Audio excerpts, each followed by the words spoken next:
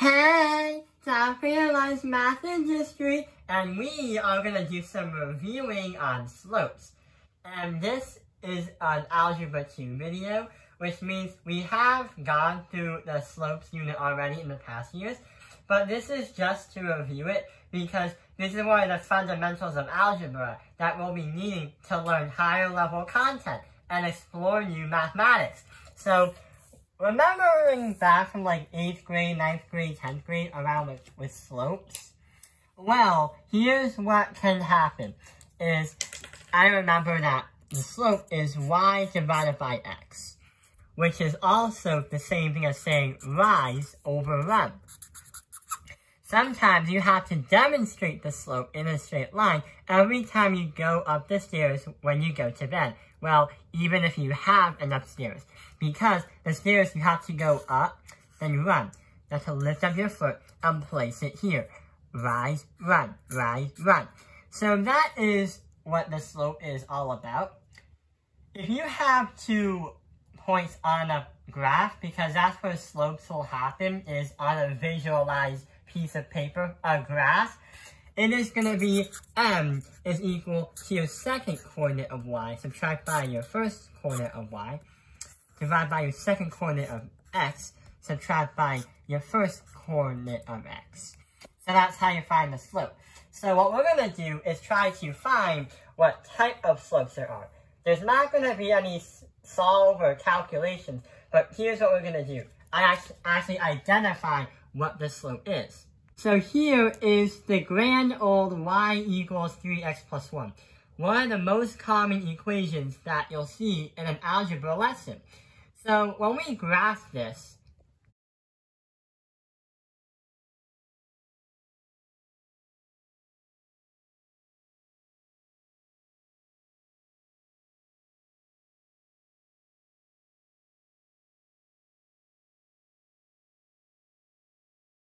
you will see a line going up like this.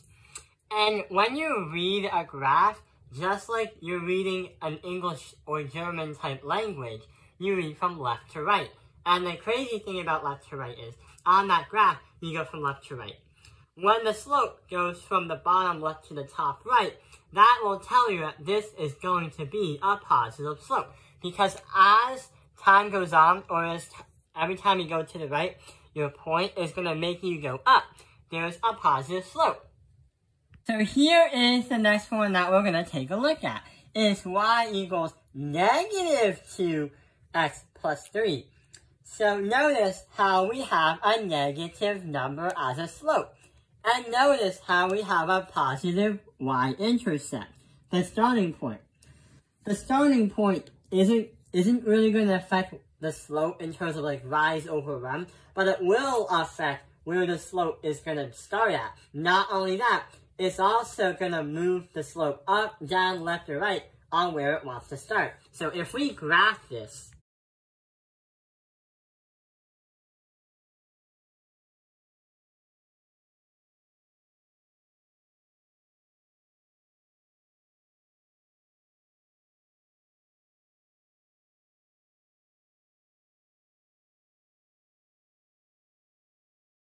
notice that the line is going to go straight down. So when the line is going to go straight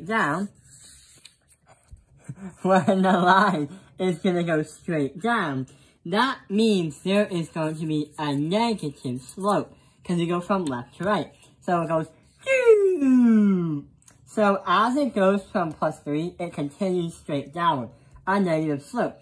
And that number, negative 2, tells you that there's going to be a negative slope. The next one we're going to take a look at is going to be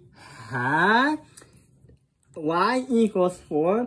The problem about y equals 4 is it's not in its y equals mx plus b form. No way. We don't even have a b, and we don't even have an x. Where is that x? So when we try and graph it,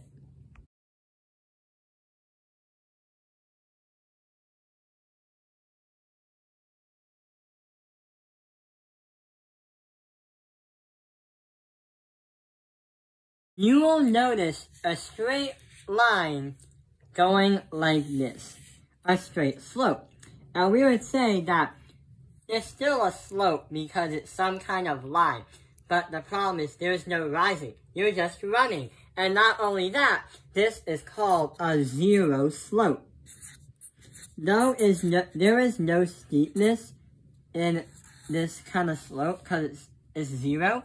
And if you try to measure the slope of 2 points on this kind of slope, if you measure the two corners of this slope, you will get something like 0 divide that by 8.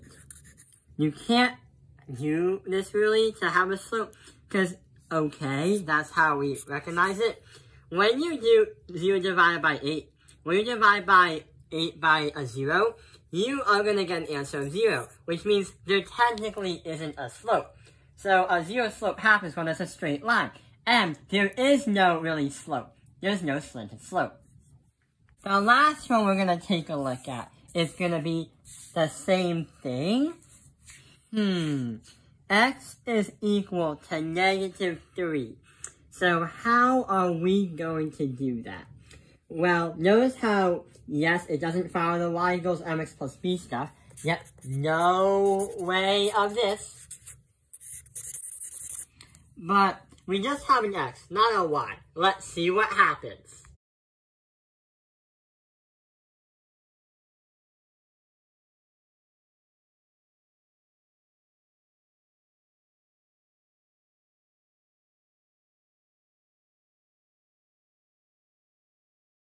So notice how we have a vertical line that goes straight down.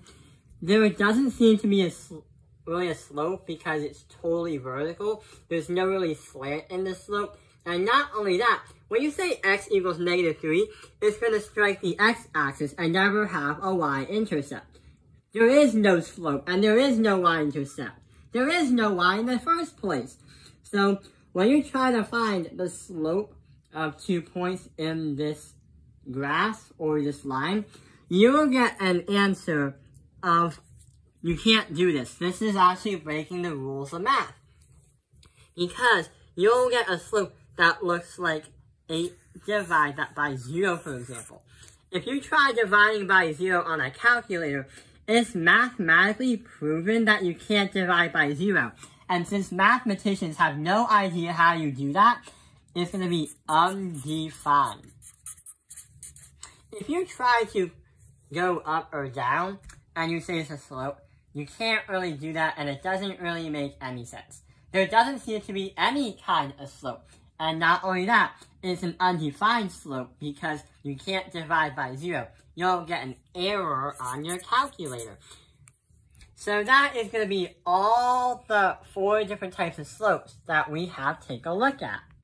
I hope this video has helped you remind your knowledge and remind you about slopes for Algebra 2. Thank you for watching Topping Your Life's Math Industry. Like and subscribe.